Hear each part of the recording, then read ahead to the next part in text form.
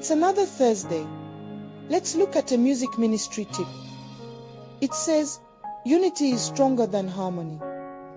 Psalm 133 verse 1 says, "Behold, how good and how pleasant it is for brethren to dwell together in unity." A choir can sing in perfect harmony, yet struggle with disunity behind the scenes. God desires more than beautiful voices blended together. He desires hearts united in love.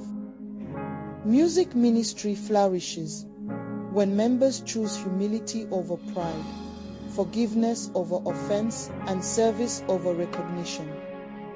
True unity is seen when we celebrate one another's success. We encourage instead of criticize. We resolve conflicts with love. We pray for one another. We remember that every member is valuable in God's orchestra. When a choir walks in unity, rehearsals become joyful, ministry becomes effective, and God's presence is welcomed. Never allow competition to replace cooperation.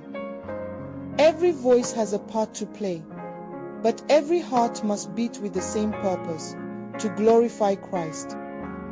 I think we should end this section with a challenge. This week, intentionally encourage one fellow choir member. Speak life, pray for them, or appreciate their service. Small acts of love build strong ministry.